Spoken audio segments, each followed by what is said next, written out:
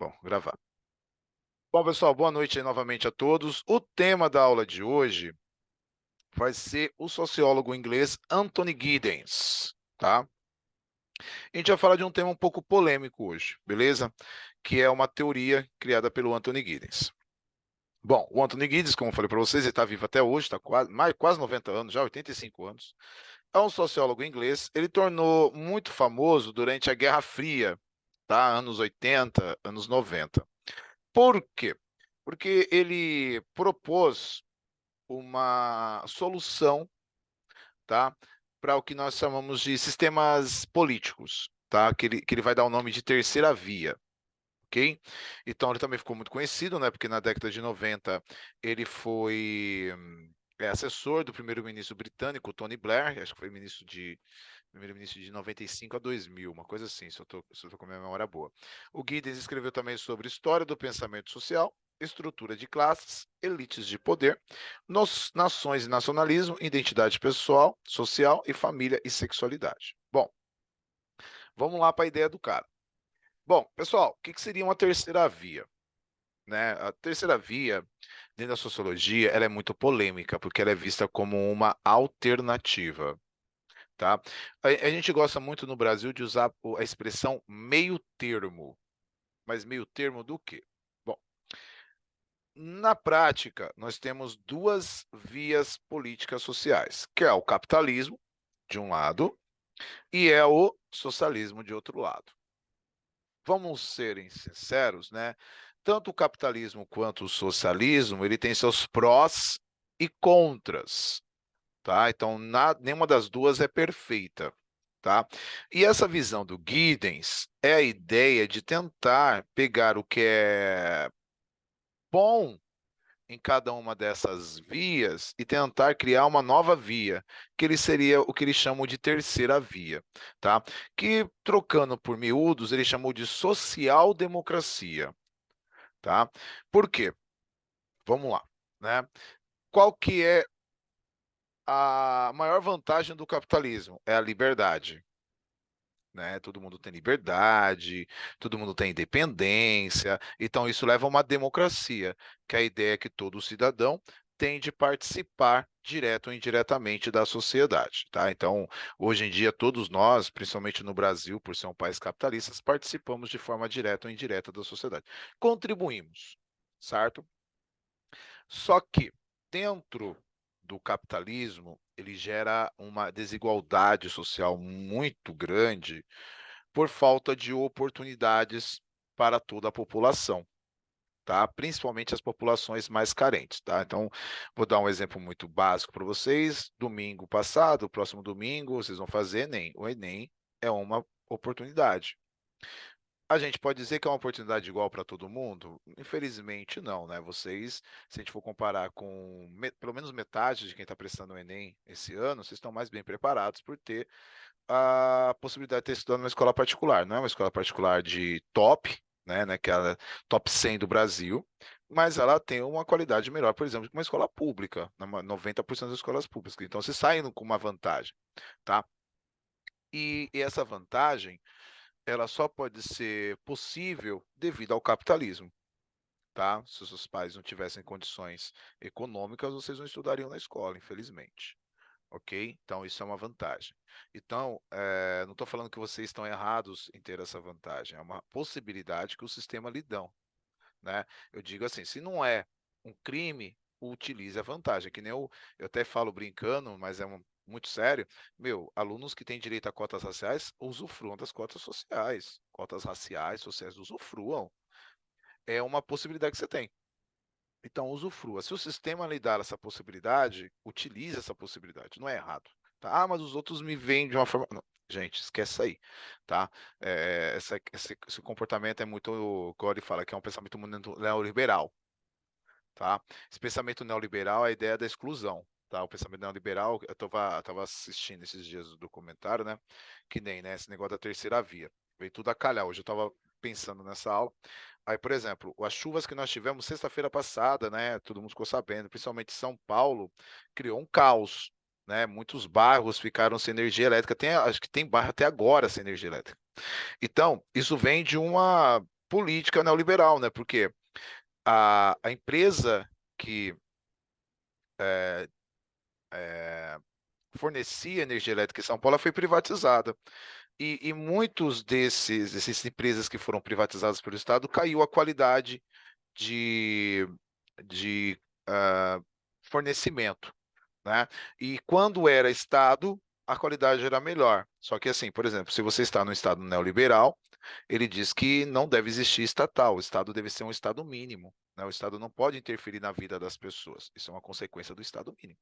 Então cai a qualidade, né? Então isso é uma característica do capitalismo. Por que eu estou pegando essa ideia? Porque no socialismo, que é o oposto do capitalismo, basicamente tudo pertence ao Estado. Então tudo é uma estatal. A escola é estatal, a saúde é estatal, a eletricidade, os recursos naturais são estatais. E eles costumam, nesses países socialistas, esses recursos chegarem com melhor qualidade e maior facilidade até a população. Só que a população, no sistema socialista, esse seria o lado bom do sistema socialista, né? Só que, por outro lado, no sistema socialista, você perde totalmente a sua liberdade em prol de uma padronização social, né? E, e isso também é um malefício. Imagina uma sociedade onde você não tem liberdade de expressão, você não tem liberdade política, né? Você não tem liberdade econômica, tá? Por isso que eu falo, se no capitalismo ele pode te dar liberdade, mas essa liberdade ela vai gerar uma desigualdade, no socialismo ele pode te dar essa igualdade, mas ele vai tirar essa sua liberdade, né? Na atualidade, ainda são sistemas que não alcançaram uma capacidade de serem perfeitos. E aí vem o Anthony Giddens e fala sobre essa terceira via. Bom, vamos lá. Basicamente é isso, tá? Vou voltar aqui que eu vou explicar para vocês, né? Vamos lá, continuando aqui. Aqui, né? Vamos supor que a terceira via se refere a uma estrutura de pensamento e de prática política que visa adaptar a social-democracia a um mundo que se transformou fundamentalmente ao longo das 2 ou 3 últimas décadas. É uma terceira via no sentido de que é uma tentativa de transcender tanto a social-democracia do velho estilo quanto o neoliberalismo. E aqui eu dou como exemplo os serviços públicos, né? O Brasil é um país que ainda ele tem alguns resquícios de serviços públicos, né? E a população em geral ela reclama muito dos serviços públicos porque fala que é de má qualidade. E aí, quando existe esse tipo de reclamação, a sociedade, uma parte da sociedade, ela preza pela privatização, porque elas acreditam que quando uma empresa privada assume uma estatal, ela tem maior capacidade de administração. E esses problemas, eles diminuiriam ou até desapareceriam, tá? Então, seria essas transições. Aí eu vou dar um exemplo para vocês, né? Tem alguns caras que estão pensando na social-democracia a longo prazo. Eu vou dar um exemplo para vocês. Sempre esqueço do nome do cara. Marcos, me ajude. Cadê o Marcos? O cara do Tesla. Qual que é o nome do cara, Marcos? É o Nicola. Oi? Nikola Tesla, O Elon Musk. O Elon Musk. O Elon Musk, né? O que que o Elon Musk? O Elon Musk é um dos caras mais ricos do planeta. Os caras mais ricos do planeta. Nos últimos 10 anos, ele está fazendo o quê? Ele conseguiu lançar um satélite, né? Acho que todo mundo já sabe dessa história. Ele conseguiu lançar um satélite que, se você, hoje em dia no Brasil, já tem capacidade, você já consegue compra um aparelho que custa em torno de R$ 300, se eu não me engano, e você consegue internet de graça. Quer dizer, o cara falou assim, ó, internet é um recurso que deve ser para toda a humanidade. Aí esse empresário, ele teve ano passado no Brasil, ele fez um acordo com o Bolsonaro, né? E falou assim, ó, eu vou distribuir internet de graça em toda a região amazônica. O Brasil não vai precisar pagar nada. É só comprar meus aparelhos, né? E a internet vai ser de graça. Aparelhos que, igual eu falei, não, eu acho que eu falei R$ 200, mas não é R$ 200, acho que é em torno de R$ 2.000 o aparelho, que é uma é bem caro, caixa. professor. É por aí mesmo. Oi, Marcos, desculpa, tá muito É abafado. por aí mesmo, é uns 1.100, alguma coisa assim. Eu sei que é um mini. um mini conversor, né? Vamos dizer assim, né? Ele parece um computador pequenininho, dá para você carregar ele para um lado para o outro, ele tem uma antena. Você pode colocar ele em qualquer lugar, você vai somente não precisa nem instalar a antena, é só programar a antena e ela capta internet em qualquer lugar, até no meio da floresta. Os caras já fizeram vários vídeos, eu vi em Instagram, YouTube, os caras mostrando. Isso tem muito a ver com a social-democracia. Vocês estão entendendo o meio termo desse ideia da internet? Ó, você vai comprar um aparelho, beleza, é capitalismo.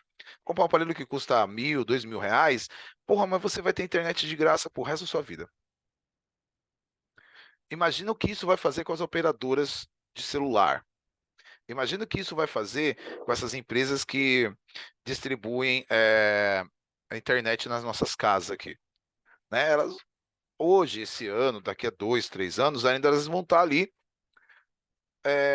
com capacidade. Mas se esse aparelho virar uma febre mundial, daqui a 10 anos essas empresas vão desaparecer. Internet de graça. Né?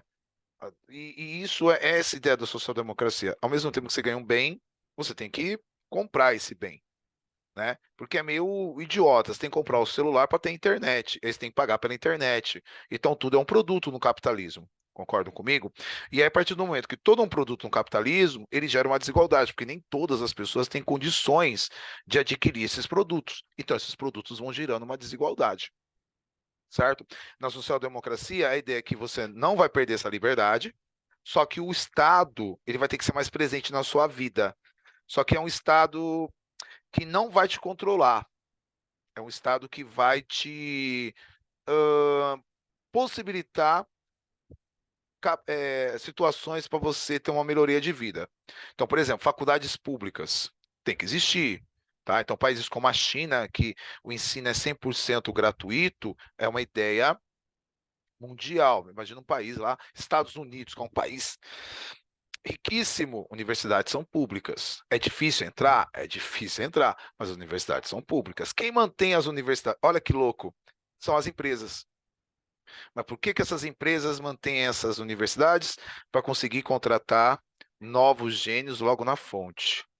Então, isso também tem a ver com social-democracia. Você tem um capitalismo e um socialismo ali misturado. Tá? Então, em alguns setores, eu estou querendo dizer para vocês que essa social-democracia ela já existe e ele está sendo desenvolvido, né? Ele está ganhando pujança e ele pode, talvez nesse século XXI ainda, eu acho que ele não vai ter uma sobressaliência tão grande ao ponto de conseguir dominar os setores econômicos, os setores sociais. Mas acho que a partir do século XXII aí, se continuar essa tendência, ela tende a cada vez aumentar. Tá? A cada vez se desenvolver mais, que é a mistura de características do socialismo com características do capitalismo. Tá? Bom, voltar lá para a apresentação. Ah, aqui eu até coloquei um quadro, mas eu acho que eu já acabei explicando, sobre as diferenças do capitalismo com o socialismo. Então, no capitalismo, por exemplo, você tem um estabelecimento do domínio total ou parcial de todos os meios de produção. No socialismo, o controle é executado pelo Estado. No capitalismo, o controle do mercado é desempenhado pela livre concorrência. Então, você tem economia global, você não vai tentar controlar a economia. Já no socialismo, a economia é um monopólio de parte do Estado. No capitalismo, tem altos investimentos designados ao desenvolvimento de setores produtivos provenientes de capitais privados. Né? No socialismo, o direcionamento dos investimentos é proveniente de órgãos estatais. E a última característica no capitalismo, a existência da sociedade dividida em classes, sendo uma composta por uma elite, dona dos meios de produção, e outra formada por trabalhadores. Tá? Na outra, no socialismo, não há distinção entre classes, pois todos são donos dos meios de produção. Então aqui tem que chegar ao meio termo. Então, por exemplo, para o capitalismo existir, ele tem que ter uma exploração da mão de obra. Então, ele tem que ter uma divisão de classes. Sem divisão de classes, não existe capitalismo.